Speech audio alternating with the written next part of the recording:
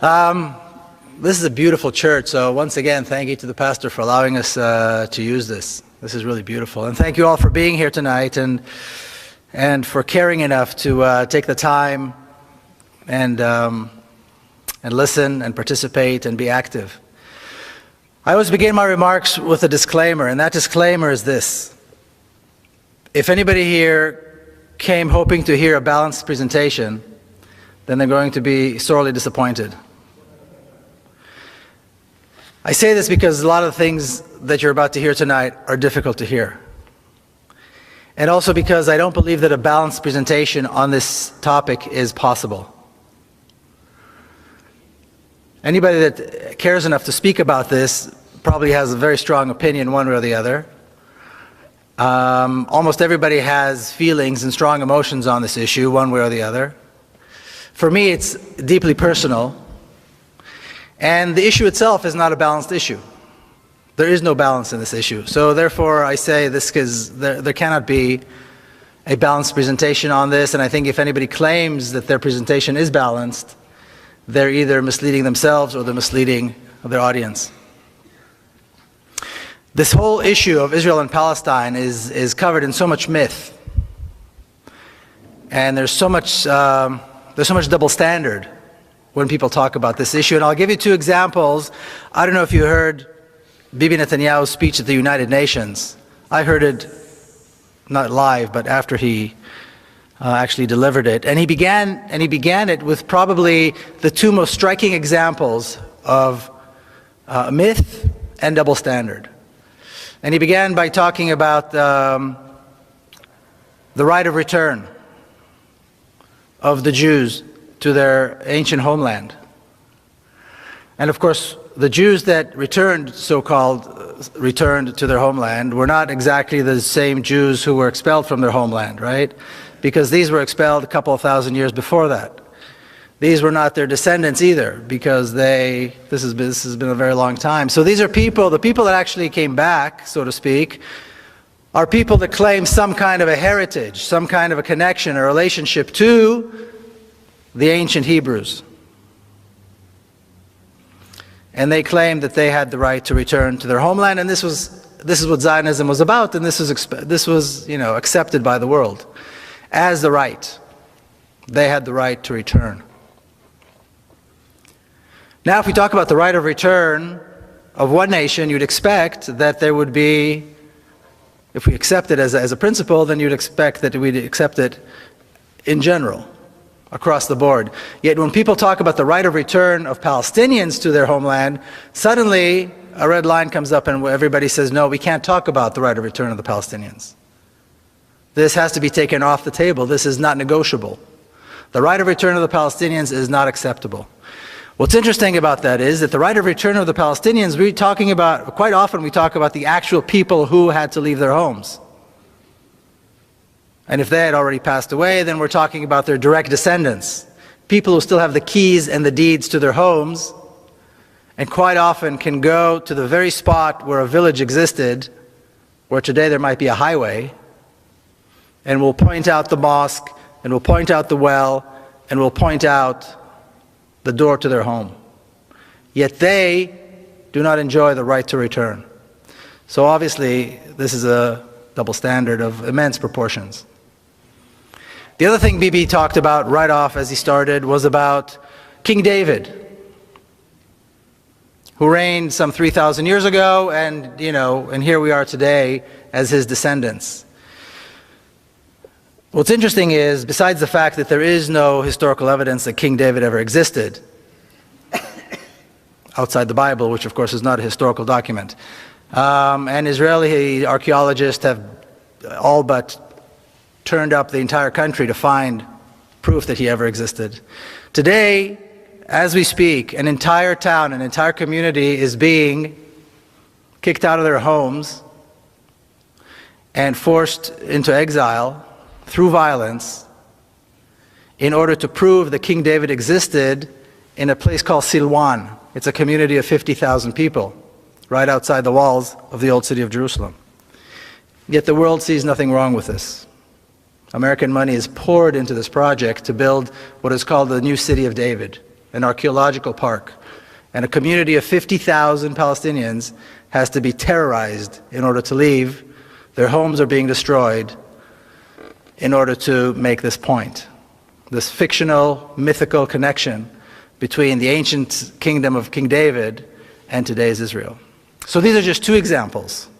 And it was interesting that Bibi Netanyahu decided to kick off his speech at the United Nations with these two things. But what I'd like to do today is just begin with a little bit of history. And if you go ahead, hit the first slide. Thank you.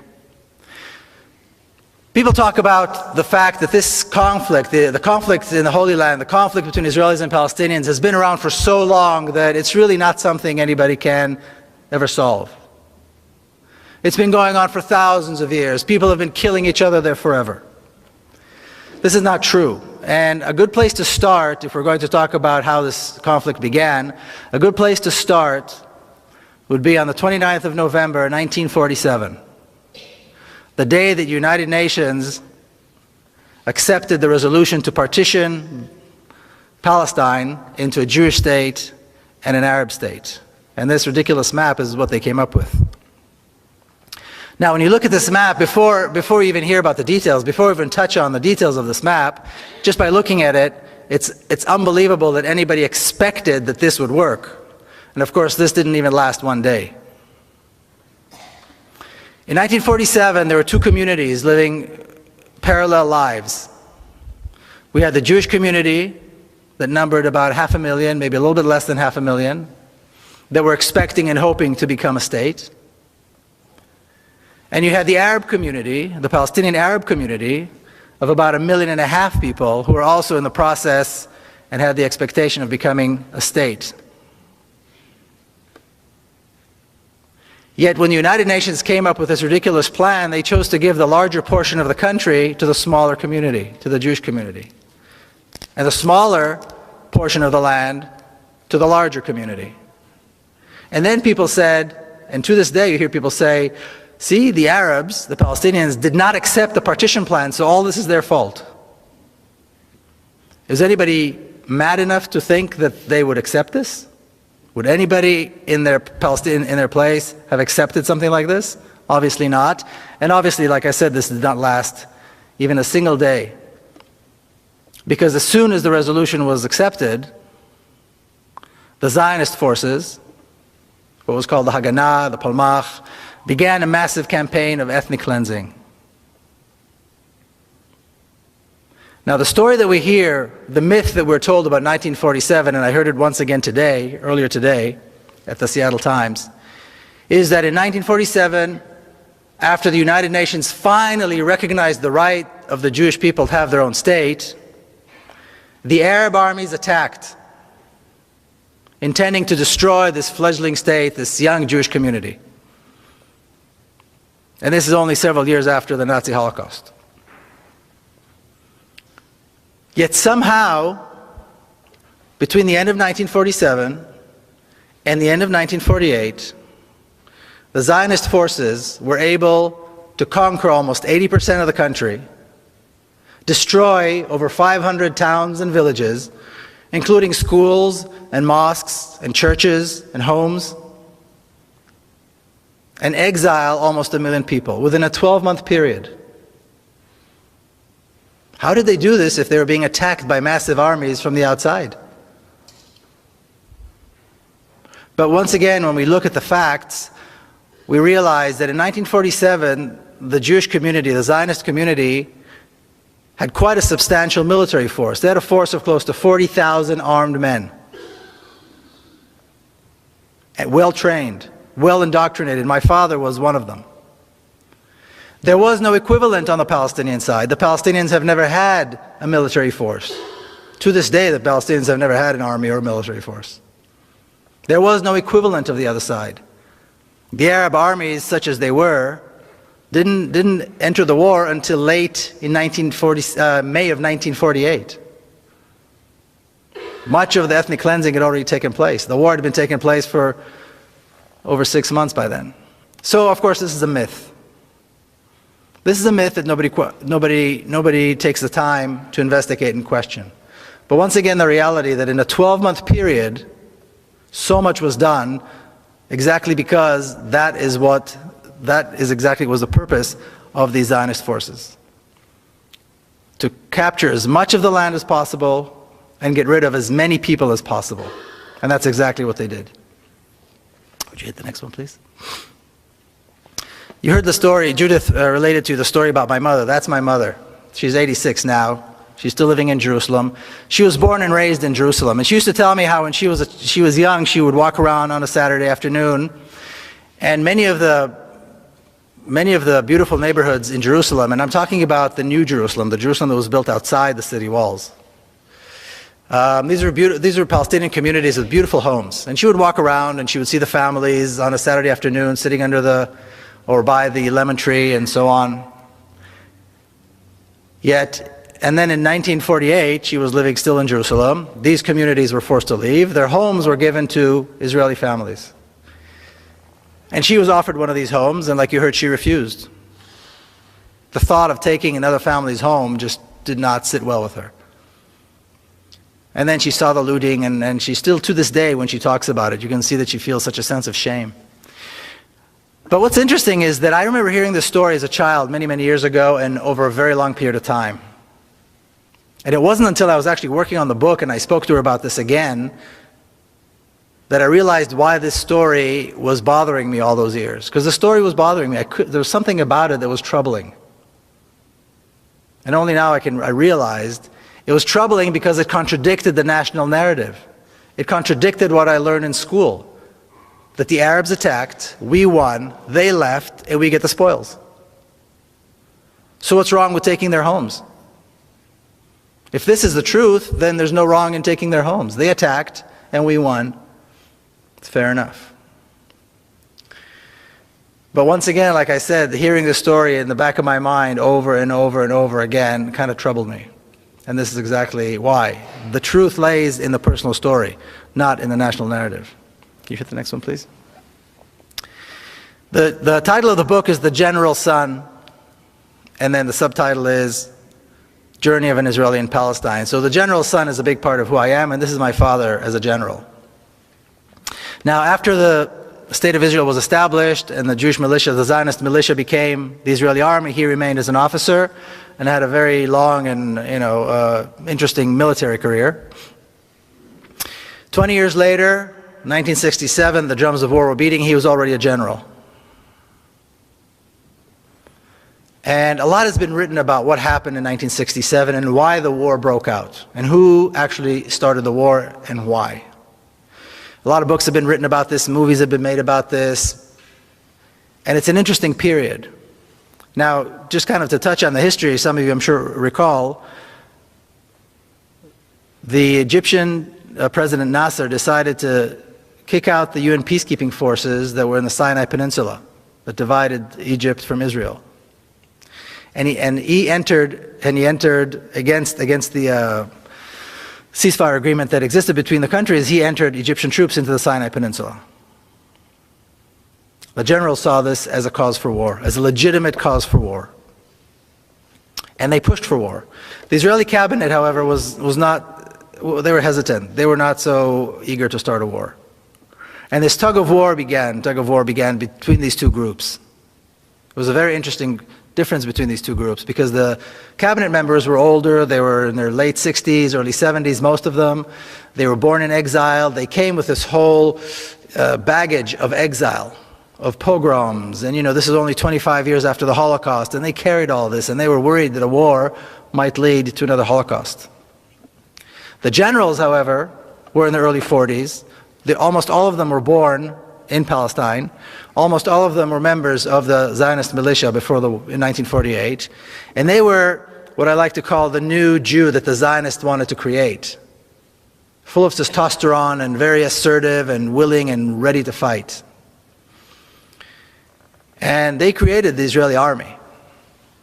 Well, they wanted to fight. They saw an opportunity to start another war.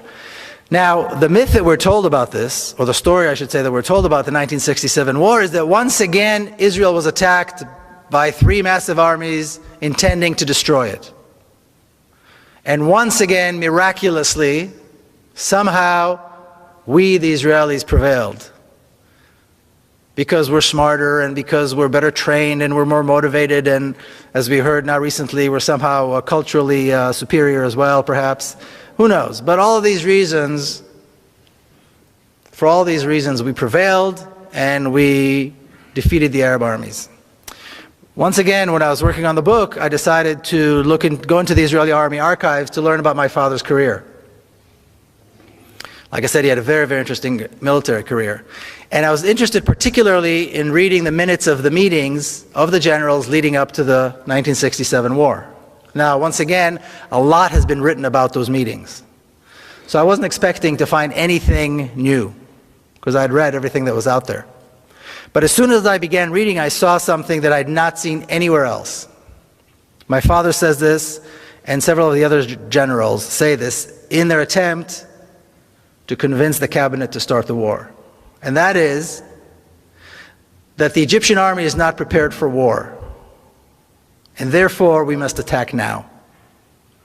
In fact, they said the Egyptian army needs at least 1.5 to 2 years before it will be prepared for war.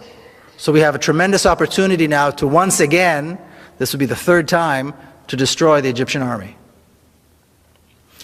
And the fact that the Egyptian army brought their troops into Sinai and closer to us, closer to Israel, only makes it easier for us to destroy them. Not only are they not talking about an existential threat, they're not talking about any threat. They're talking about an opportunity, a military opportunity to once again defeat the Egyptian army. So once again, the myth fizzles away. The generals, of course, won the day. The government gave them the okay to start a preemptive strike against Egypt. The Egyptian army was decimated in a couple of days. The Sinai Peninsula was conquered once again. The Gaza Strip was conquered. And the generals wanted more. The generals wanted more. They wanted the West Bank, which was a sore spot for them because in 1948 they wanted to take it. They were young commanders in 1948, and they wanted the West Bank then. But for political reasons, Israel decided not to take it. Well, here was their opportunity, and they took the West Bank. And they'd wanted the Golan Heights for a long time too, because it's high up above the Galilee, and there's lots of water there, and they took that as well. And there was a lot of ambition too. The generals, the northern commander wanted the Golan Heights, the central commander wanted, they all wanted the laurels of victory. They had no doubt that they were going to be victorious. In 6 days, the Israeli army defeated and destroyed 3 Arab armies, conquered the West Bank, the Golan Heights, the Sinai Peninsula, the Gaza Strip, killed over 15,000 Arab soldiers, at a loss of 700 soldiers to the Israeli army. 15,000 to 700, that's quite a ratio. And all this was done in 6 days as Arab armies were attacking them. Also attacked USS Liberty and killed 34 True. Americans. True. That's another one of those stories that nobody talks about, the USS Liberty, that's right. So again, the myth fizzles away once you actually take a look at the facts. Now, my father did something very interesting. After the war was over, at the very first meeting of the generals, the very first weekly meeting, he stood up and he said, now we have an opportunity to solve the Palestinian question. We can now offer the Palestinians a state in the West Bank and Gaza. If we do this, this will be the first Arab state with which Israel will have a peace agreement. It'll be a bridge for peace agreements with the other Arab countries, since Palestine, of course, was always a central issue. And we can go on living, being the democratic Jewish state that we want it to be. And as he was saying this, a massive settlement project and an ethnic cleansing project began in the West Bank. Hundreds of thousands were thrown out. Towns and villages and cities were destroyed, and new towns were being built, and highways, and so on, and infrastructure to bring Israelis into the West Bank. Just as Israel had done after 1948, destroying Palestinian towns and villages, changing the names and building towns and villages for Israelis, the same thing was done in the West Bank after 1967. For Israel, this meant the job was done. In essence, what they did was they erased Palestine off the map. I always like to show this picture. This is the victory lap. These are all the generals standing after the war, young, victorious. And in the center is Zalman Shazar, who is the president of the State of Israel. Israel has a president as kind of a symbolic figure, somebody who used to be something important in his lifetime. And you see the old generation and the new generation. And this new generation of generals is often referred to as the silver tray upon which the land of Israel was given to the Jewish people. Because from that point on, the entire land of Israel was under Jewish control for the first time after 2,000 years and only 25 years after the Holocaust. Historically, from a Zionist perspective, this is unbelievable, unprecedented. But in fact, this is what they did. Palestine was erased completely from the map, and Israel was in completely over the entire map. This was the objective, this was the name of the game. Erasing Palestine, getting rid of the people, and de-Arabizing the country. De-Arabizing the country is what was left to do. That's why when people talk about the possibility of Israel somehow giving up the West Bank for a Palestinian state, if it wasn't so sad, it would be funny. It shows a complete misunderstanding of the objective of Zionism and the Jewish state, and the Zionist state. Because conquering the land was the first objective, getting rid of the people, and then de-Arabizing. And when I say de-Arabizing the country, this country has a 1,500-year-old history of Arab and Muslim rule. It was an Arab and a Muslim country more than it was anything else in history. So that has to be destroyed. Monuments have to be destroyed. Names have to be changed. The history has to be rewritten to connect once again King David to today's Israel. And completely disregard the fact that this is in fact an Arab country. That it is in fact in the center of the Arab world. And that in fact over half of the population are Arabs. Now, after my father retired from the military, he did something even more stunning. He dedicated the rest of his life to the creation of a Palestinian state and peace with the Palestinians in the West Bank and Gaza, and he advocated for equal rights for the Palestinians who are Israeli citizens. Two things which are yet to be achieved. Now, in the mid-1970s, the Palestinian leadership, the PLO,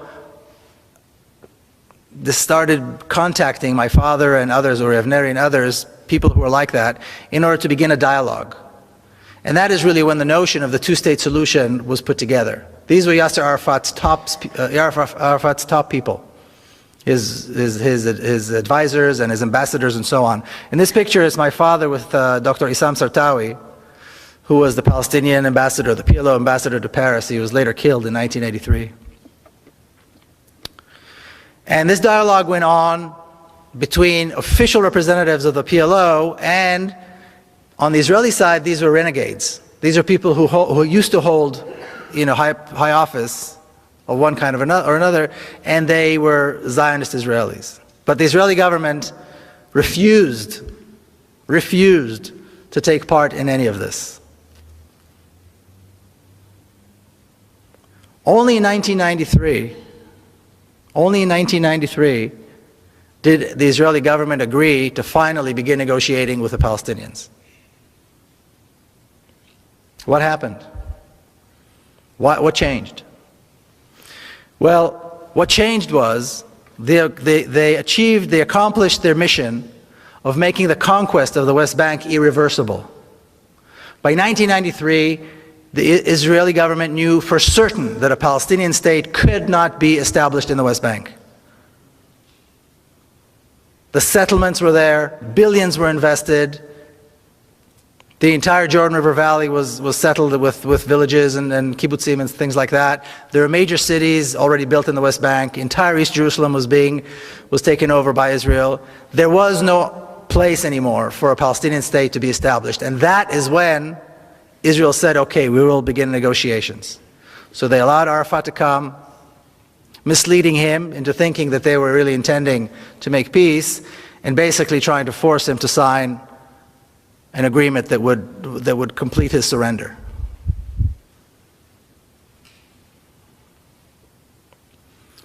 But once again, when we hear people still talking about the notion that somehow there could be an Israeli government that would give up the West Bank for a Palestinian state, like I said, if it wasn't so sad and tragic, it would be funny. Because as we look at the 65-year history of the State of Israel, it is absolutely clear that this can never happen. Now, later on in the year 2000, I'm sure you recall, President Clinton invited Barak and Arafat to Camp David to somehow solidify a peace agreement. Or so he said. What they tried to do is force Arafat once again to surrender, which he would not do. So they came out of Camp David, and President Clinton said, Arafat gave some, Barak gave more. In other words, this is Arafat's fault. And from that moment on, for the last 4 years of his life, he was vilified, and eventually Arafat died with Israeli tanks surrounding his office under siege. But the myth that we're always told is that the Palestinians are not willing to make concessions. And that is the problem. I think Mitt Romney just alluded to this as well in that little secret tape that was recorded. The problem is the Palestinians. They just don't want peace. Yasser Arafat was willing to give up almost 80% of his homeland and the right of the Palestinian refugees to return to their homeland and be compensated, all for the sake of peace. What he wouldn't do is he wouldn't go less than 20%. He wouldn't give up the West Bank and the Gaza. That he couldn't do. They want him to give up even more. They want him to sign a surrender agreement, and he wouldn't. It's not the Palestinians that aren't willing to make concessions, it's Israel that's incapable of making concessions, because concessions on the land are impossible from a Zionist perspective. The whole name of the game is taking the land and making it ours. And this is exactly the process that took place. Please. Now, once again, like I said, the book goes in and out of my own personal family's history and the history of the State of Israel and how the two are related. This is a picture of my niece, Madar. And on September the 4th, 1997, she was killed. 2 young Palestinians blew themselves up in Jerusalem, took their own lives, and the lives of several Israelis, including her. She was 13 years old. So when a 13-year-old little girl that you know and love gets killed like this, you don't really know what to do. You don't know what to think, you don't know what to feel, you don't know how you're going to get back to life after that. Now, she was a granddaughter of a famous general, so this was big news. On top of that, she was also the granddaughter of Mr. Peace with Palestine. And now look what they did to him. Look what they did to his granddaughter. My father had already passed away by then. So this was big news. And when I landed, when I arrived in Jerusalem, my sister's house, on the ground, I saw the morning paper, and on the front page it already said the granddaughter of General Peled was killed by Palestinians. And my sister's apartment was packed with mourners, of course, people who came to express their sorrow, but also reporters, endless stream of reporters. And after the funeral, she came out to greet and see everybody. She said 2 things that put me on a path, and I think it put her on a path, and many of us kind of helped us to wrap our heads around this unspeakable tragedy. The first thing she was asked, of course, is about revenge and retaliation. And the comment that she made was, no real mother would want this to happen to another mother. Don't talk to me about revenge. Motherhood is a uniting force. It cuts through religion. It cuts through any differences that might exist between us. And if she's anything above all, she is a mother. She's got 3 other boys, wonderful boys. And the second thing she said was, my government is responsible. My government brought these 2 young men to such a level of despair that they would take their own lives and take the lives of other innocent people, including a 13-year-old girl. The brutal oppression under which the Palestinians have to live because of us is the cause of this. That is why this is happening. If we want this to happen, we have to lift the oppression. As long as Palestinians are denied hope, and denied freedom, and denied water, and denied their land and their homes, this will continue to happen. I point a finger at my own government. And interestingly enough, Bibi Netanyahu, who's today Prime Minister, was Prime Minister then as well. He also used to be a close personal friend of my sister because they went to school together in Jerusalem. That's a whole other side story. So then I came back, the 7 days of mourning that we Jews keep, were over, and I had to come back. I lived here in America already, and you have to go to work the next day, and how do you do this? But somehow what my sister said put me on a path, and I decided, okay, it's time to do something. Because she became very outspoken. And her husband, Rami, became very outspoken, as some of you, I think, know, some of you have heard him here, about the need for reconciliation and the need to allow the Palestinians their rights and freedoms. I was lucky enough that in San Diego I met a group of people. It was a Jewish-Palestinian dialogue group. It took me some time to find them, and it took me some time to understand what I was going to do. And what was interesting was, I was 39 years old. I was here in the United States. And that was the very first time I ever met Palestinians. I grew up in Jerusalem. I was born and raised in Jerusalem, a mixed city. The first time I ever sat with Palestinians in a normal setting as completely equal people was here in the United States. Because even though Jerusalem is, so-called united and so on, it's completely segregated. So an Israeli boy does not meet Palestinians. I mean, you might see them doing landscaping or, washing dishes.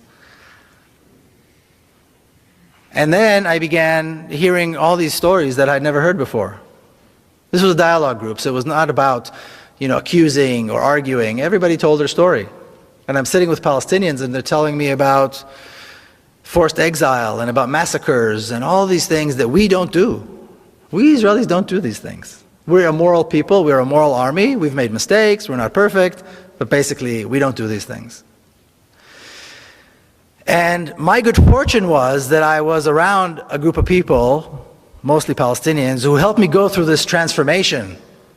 It's like learning, it's like having your teeth pulled out without anesthesia. It's so painful. You suddenly learn that everything you know is not true. And coming from my background with my family history, that was very painful. But they were very gracious and very generous in the way they kind of led me through this. And I'm forever grateful to that Palestinian community in San Diego for, carrying me along. It took several years. The way now I talk about it like it was easy, but it was very difficult and it took a very long time. And then I became active. And then I started visiting Palestinian communities inside Israel, and I would visit the West Bank, and I began learning more and more about the issue. Could you hit the next one, please? And as I traveled to the West Bank, I would see this. If you've been to Kalandia or any of the major checkpoints, you see the sign. It's about the size of one of these walls. It's a massive sign. And as you can see, it's white letters over a red background, which usually means danger. And of course, it's in Hebrew.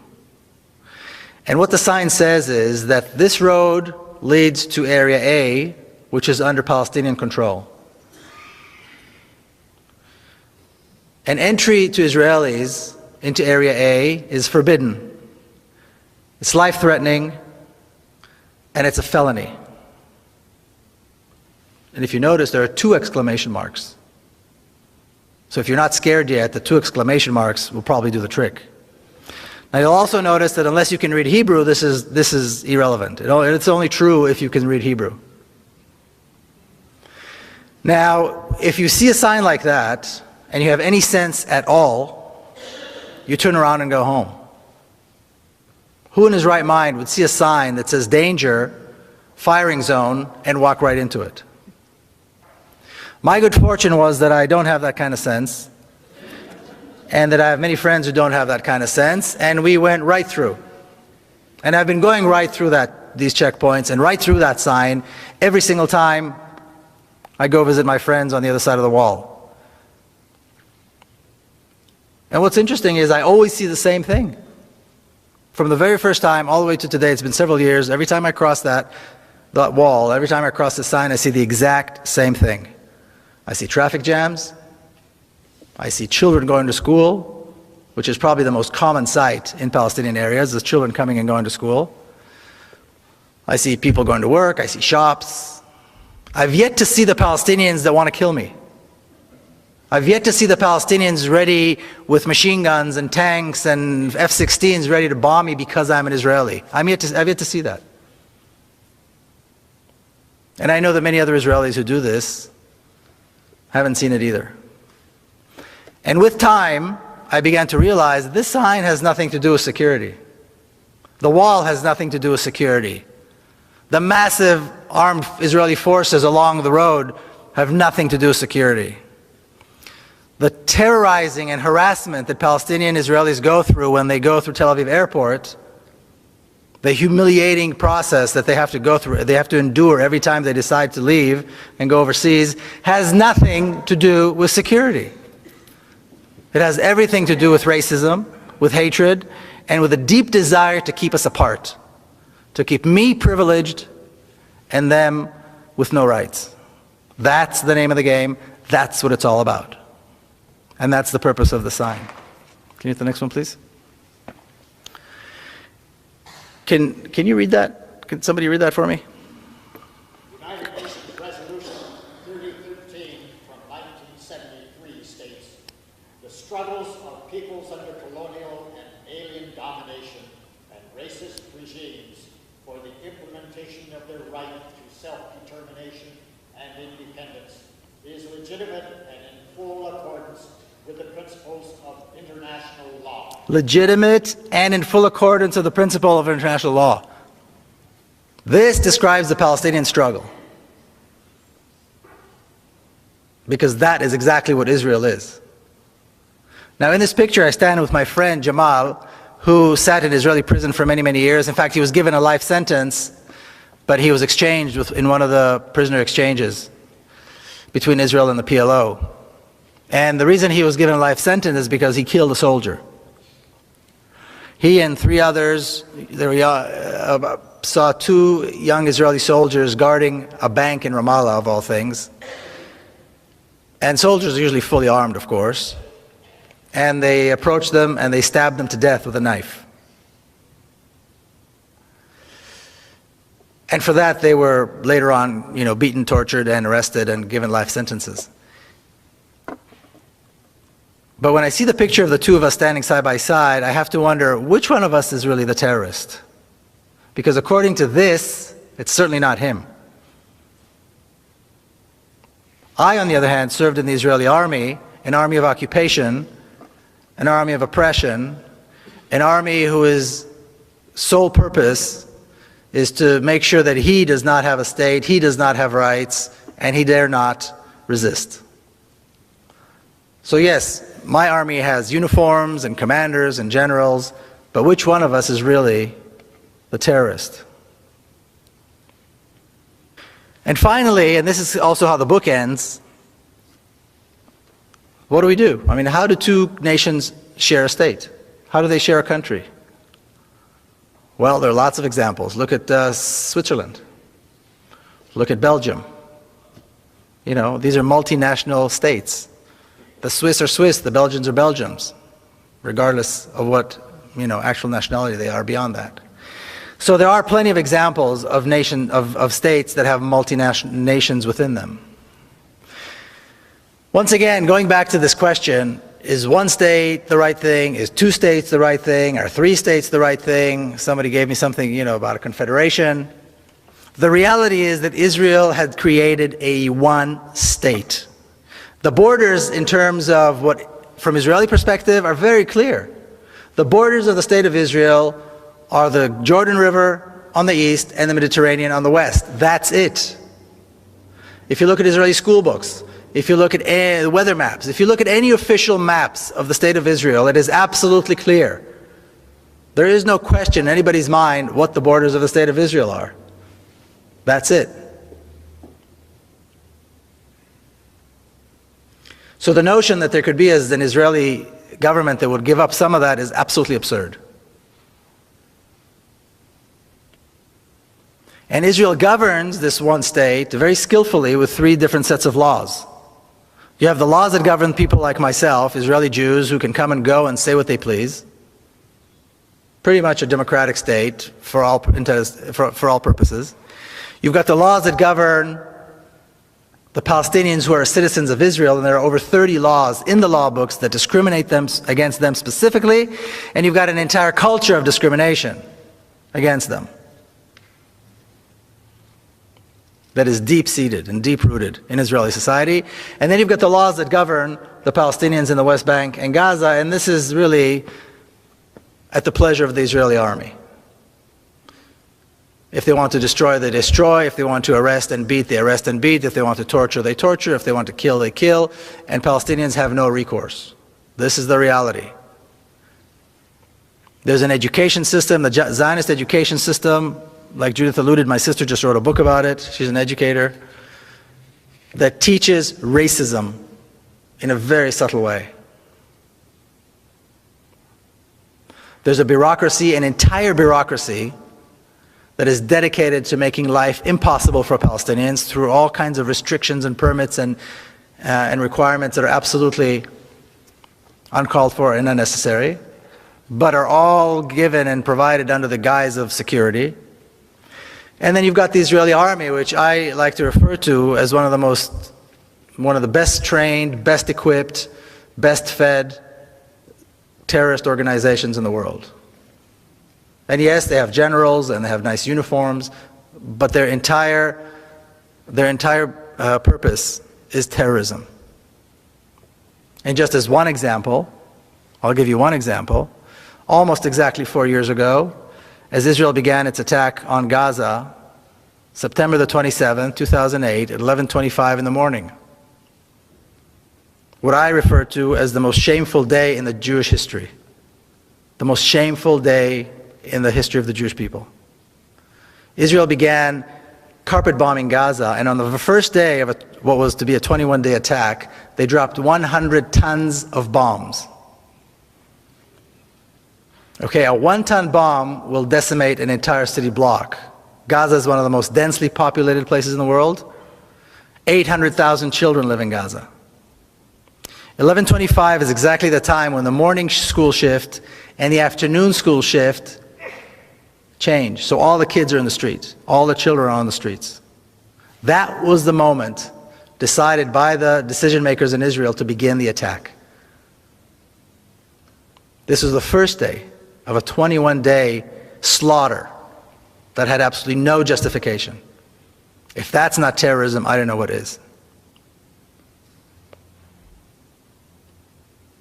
And this is how the state of Israel manages to control the different populations and somehow still keep up this very sweet, liberal kind of face to everything. But we still have to figure out how we go from here. Well, let's look at what happened in South Africa. They got rid of apartheid. That is the example. What did they do in America? They got rid of the racist laws that existed in the South. Did the whites in South Africa want this, like this? Absolutely not. Did the whites in the southern states in America, here in the United States, want this or like this? No. It was not done by consensus. But Zionism, just like racism, has to go. The Zionist state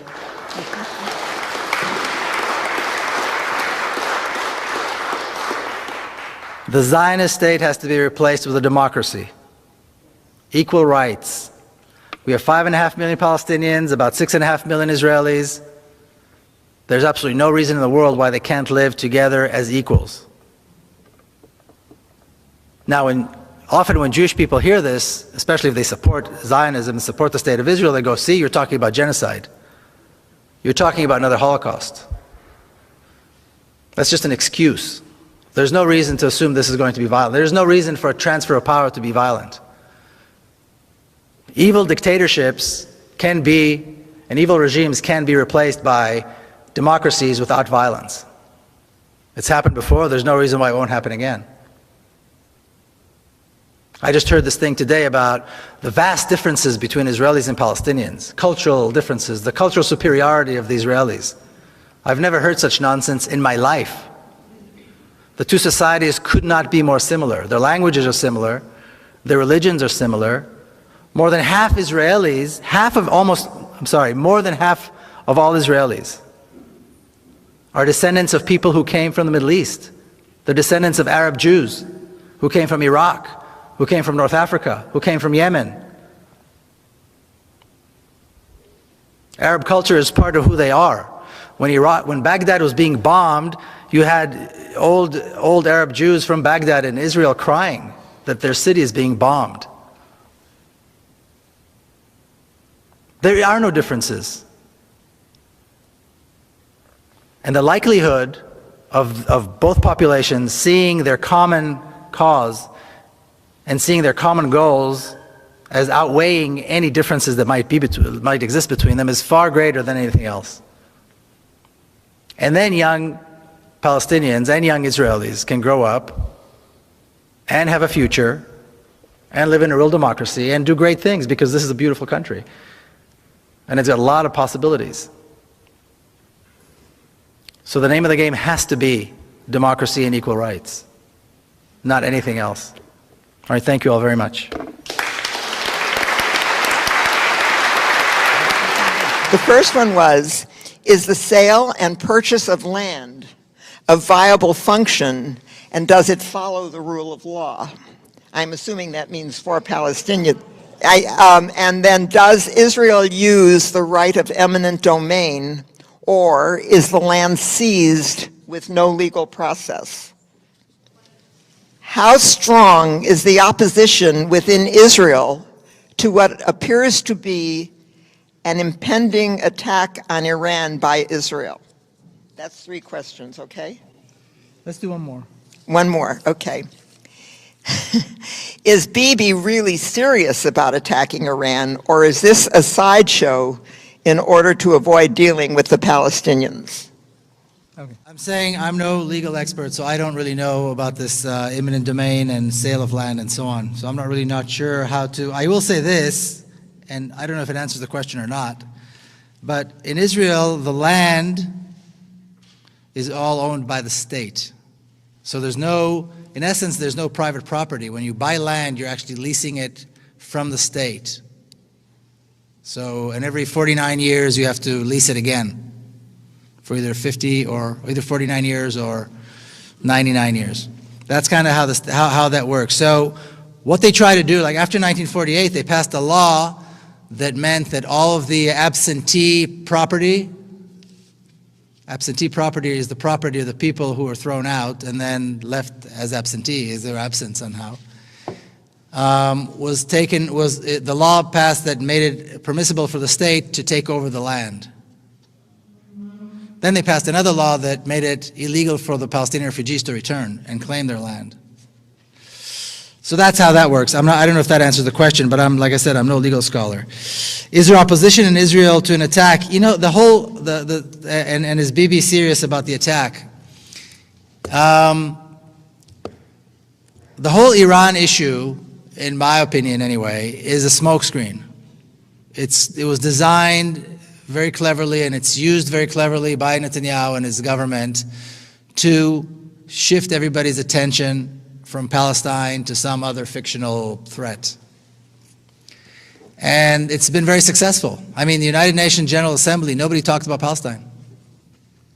You know, everything was about Iran, the threat on Iran, attack Iran, the bomb Iran, don't bomb Iran. Thousands of political prisoners in violation of international law sit in Israeli prisons. Palestinian children get less water than Israeli children. Palestinians are kicked off their homes and their land is being taken and their towns are being destroyed every single day. People are being killed, shot and killed in nonviolent protests in the West Bank every single week. How can you talk about this nonsense, though, when there's a threat of an the Iranian nuclear threat? And they managed to manipulate this. So I don't think he's serious. I think he would be politically insane to let go of this wonderful card. But as long as he can keep talking about an Iranian threat, people are not going to talk about Palestine. What's the point of attacking Iran? What would that give them? Politically, it gives them nothing. Militarily, it gives them nothing, because there is no threat. And then he's going to have a problem.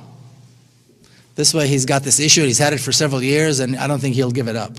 So I don't think he's serious about it. That's not to say that there is no possibility that something might happen, but I can't imagine that he would do that. And you know, people in Israel are basically scared. I mean, what do people know? People know what they read, what they hear in the paper. Every day, the headline, somebody says something about Iran. The defense minister decided to say, just a few weeks ago, and the defense minister goes back and forth, supporting it and being against it, and supporting it and being against it. And so a few weeks ago, there was a headline saying, quoting him as saying, that the blade that rests on our necks now is even sharper and more dangerous than the threat of 1967. So my first reaction was, he should read my book. But you know, anybody that's knowledgeable knows that there was no threat in 1967, but they want to create this tension they bring back that tension of 1967 where people are actually afraid. Israelis in 1967 were scared to death. The generals didn't let on that this was going to be a very easy war. You know, people were actually afraid that there would be another Holocaust. And they're creating this fear again so that they can continue to talk about this threat. So I don't think it's a real threat, and I don't think Bibi would attack, because it's too good of a political card to give up. More questions? Yeah. Okay. Do you think a one-state solution will work, given that 60 to 70% of Israeli Jews and Israeli Arabs and Palestinians do not favor a one-state solution? How do you make this happen? That's one question, okay? Okay. Well, and the second one is similar, so I won't read it. Where did this land-grabbing, this is a biggie, racist Zionist philosophy come from? And where did the suicide bomber phenomenon come from? And Whoa, let me write this down. and how could you live your whole life in Israel, serve in the military, and not see what you now see? Oh, easy. Okay. Is that three good ones? Yeah, that's good. Okay. Yeah. Well, I don't know that such a large number of Palestinians don't want this two-state solution. I talk to a lot of Palestinians, and I haven't done any statistics, but a lot of Palestinians that I talk to realize and see no problem with it. So I don't think there's going to be that big of an opposition on the Palestinian side to this at all. There will be opposition, of course, on the Israeli side, because when you're privileged, you don't want to give up your privileges. You know, we, the Israeli Jews, are privileged in this society. And the privileges that are given to us by the state are part of the attempt to set us apart from the Palestinians. So if I break the law in Hebron, and a Palestinian breaks the exact same law in the exact same spot, the laws that govern the state of Israel, which are, you know, regular, you know, conventional law, applies to me. Israeli military law applies to the Palestinian. If I participate, or I should say when I participate in protests in the West Bank and I get arrested, everybody knows how it's going to end. I go home at the end of the day. I might get roughed up a little bit, you know, whatever, but at the end of the day, everybody knows I go home. Because I'm an Israeli Jew. Palestinian that gets arrested will be beaten, will be tortured, and will be kept in prison as long as the local commander wants him in prison. It could be a day, it could be a week, it could be a month, it could be a year, without charges and without a trial. And then 6 months later, I get a letter from the police saying that the case was closed because of something, some technicality. So Israelis are not going to want to give up this privilege, but I think whites in South Africa didn't want to give up their privilege, and whites in America didn't want to give up their privilege either, but they're going to have to. Things like this are not done as a result of a consensus. That's why there are pressures. That's why there's BDS. That's why there's a non-violent resistance. That's why we have events like this. That's why more and more American Jews are breaking away from Zionism and coming and organizing events like this. And whether they like it or not, this is the transformation that's going to take place. People ask me, well, I'll tell you a little story. I was asked, I spoke at an 8th grade class. A friend of mine is a teacher of this really nice, special kind of a school where kids actually learn about stuff. So it's an 8th grade class, and they're learning about this issue. And they've been learning about it for a few weeks, and they wanted me to come and speak. And they took a poll among themselves asking how many of them think there will be a solution in their lifetime. A peaceful solution in their lifetime. These are 8th graders. They're 13 years old. 80% said no. So when I came to speak, I said, well, let's see if I can't change your mind. Because it's all a question of what you know. And I explained to them about the similarities about the societies and all the possibilities that exist once the state of Israel is transformed into a democracy. If I didn't think this was possible in my lifetime, I wouldn't be doing this. If I wasn't completely confident that this is actually going to happen, I wouldn't be doing this. So Israelis aren't going to like it, but they don't need to like it. That's kind of the way these things are. But I think Palestinians, the impression that I have, and I'm there a lot, is that Palestinians actually do favor this. Okay, there's 2 questions here. One is about where did Zionist philosophy come from? Well, in the turn of the 19th century, there was, this nationalism rose, and all these little groups decided that they were going to become nations. And my grandparents were part of that. They were Jews, and they were in Eastern Europe, and they suffered from pogroms, and they suffered from all kinds of discrimination and racism against Jews and anti-Semitism, and they thought, well, maybe this is a good idea. And when Zionism began, there was a whole scope of Zionisms. There were Zionists that believe in a democracy and that Jews and Arabs would live together. They didn't, in their wildest dreams, imagine that they would kick out people from their homes. And then there were other Zionists who later on became the mainstream Zionists, led by people like Ben-Gurion, who was Israel's first prime minister, that were radical, racist, and violent. And they won the day. And they gave the tone, and that's why Zionism is what it is today. Racist, violent, militant, and non-compromising. But that tone was given by Ben-Gurion and people around him. So that's where that came from. And where did suicide bombers come from? I don't know that suicide bombing is a philosophy. I mean, there are 5.5 million Palestinians who live inside of Palestine. There's probably another 5 or so that live outside of Palestine. That's 10 million people. There were less than 200 suicide bombers. So it's not like, there's some kind of a madness of suicide bombers among Palestinians. Let's put things in perspective. And I don't know that there's a philosophy to it. I think when people are desperate enough and hopeless enough, they see their fathers being beaten and tortured, they see their sisters being shot and arrested, they see their homes being destroyed. They have no ability to go anywhere or buy food or provide water for their families or their siblings. And they see this massive army that is relentlessly oppressing them and beating them. If there's no hope, there's no hope. So we do what we can, But I think if we actually look at how many people actually did this, and I don't know a single Palestinian, and I know a lot of Palestinians, that thinks this was a good thing or supports it. So I think it's important to put the suicide bombing thing in proportion. Yeah. Okay, I have 4 cards here that all kind of deal with something, so it's not really 3 questions. I'll just give you a whole series of topics. Are you saying that nothing will change unless there are changes in American policies and public opinion? What can we do in our U.S. communities to support a single democratic state in Israel? Hold on, slow down. Slow How down. do we counter? Hold on. This is all part, well, it's Yeah, all. but I gotta, Oh, you got to get them? Okay. So nothing will change unless something changes in the U.S. What can we do? Yeah, what can we do? No, Are you that's saying better. that nothing will change unless America? And what can we do in our communities to support a single democratic state Okay. and to counter? No, what? that's fine. Oh, Go yeah, on. he wanted me to read them. I tried. Go on. Go on.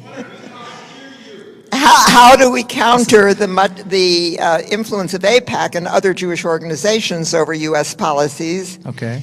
And how do we convince Americans, I assume, who speak against Israeli policies to fight the false accusation of anti-Semitism?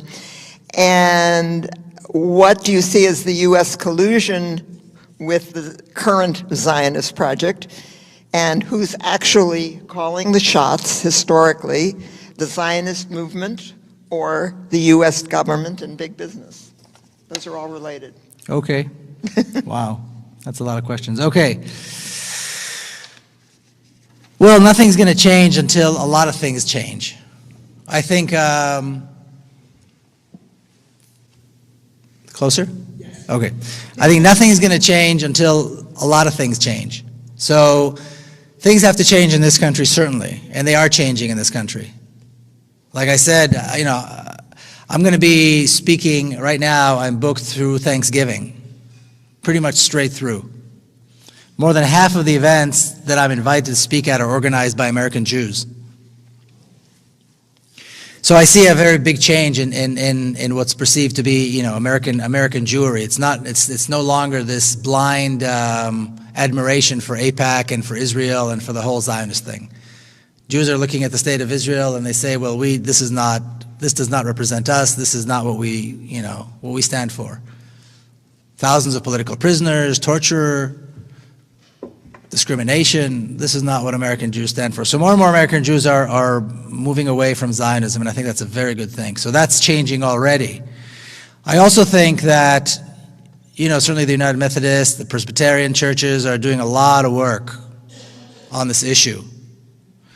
And they're making big strides, and they're bringing about big changes. And I think the more Americans see Jewish people criticize Israel, the more non-Jewish people will feel comfortable. And this anti-Semitic thing, people ask me this all the time. They say, well, look, you can say this because you are you, but when we say it, they call us anti-Semitic. And my reply to that is fine. I mean, they call me a self-hating Jew. I just got something that said I was a self-hating Jew or that I hate Jews or something. Fine, I'll take that. Now, let's talk about something else. Can you explain to me why Palestinian children get no water? Can you explain to me how you justify dropping 100 tons of bombs on children? Can you explain to me throwing people out of their homes and making them homeless? Can you explain to me yanking kids out of their beds at 2 o'clock in the morning, throwing them in prison and torturing them? Can you explain all this to me? Perhaps I'm anti-Semitic. Now you explain all this to me. What does that make you? And this has to be the conversation. Calling people anti-Semitic is a very weak weapon. It's a very weak tool. It's all they've got. But when you actually look at it, it's completely meaningless.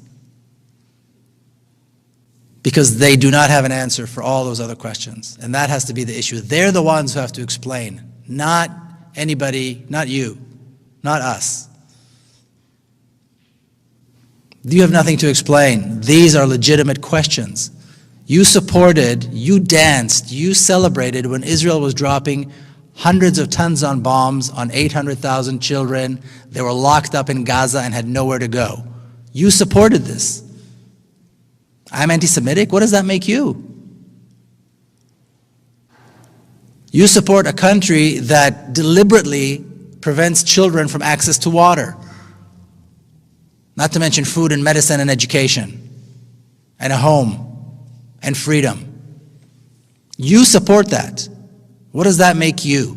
How can you support this? This has to be the conversation. And I'm not suggesting it's an easy thing to do, but I am suggesting that this is how you counter AIPAC. And that's what you do here in the US. Because these are the conversations that these are the best excuses, these are the best thing AIPAC can come up with.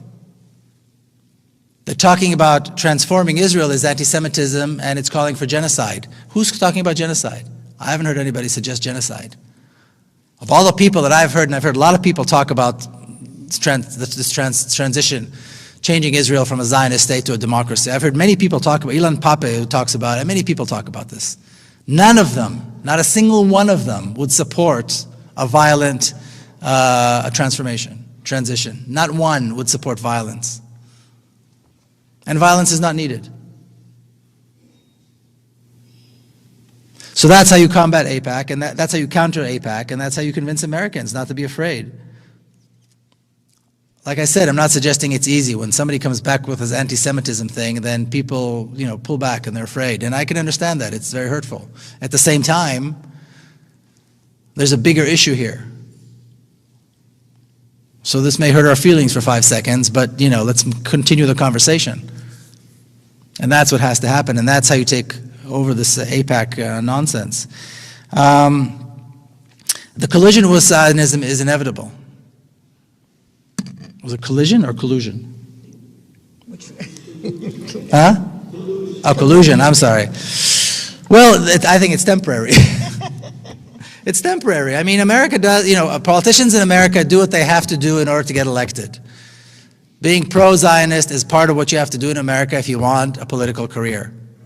Either you're the president or a council member of, my city, Coronado. I mean, they're not even, it's kind of a part-time job.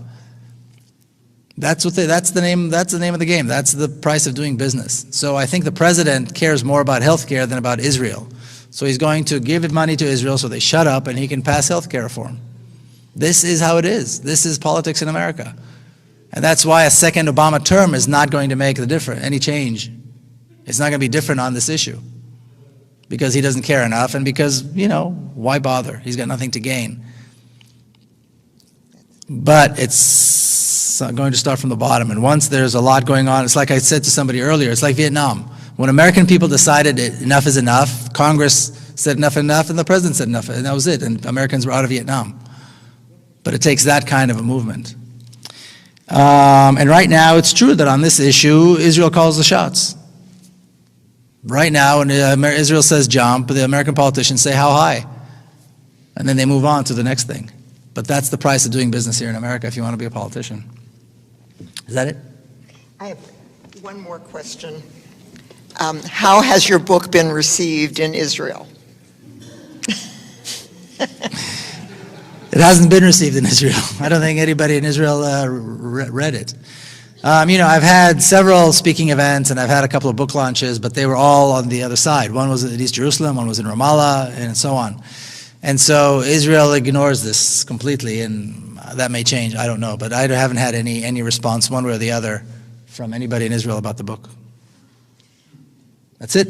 Yeah, that is it for questions. It is not it for signing books. Oh, okay, no. Yes, we need to give this man an incredible amount of applause.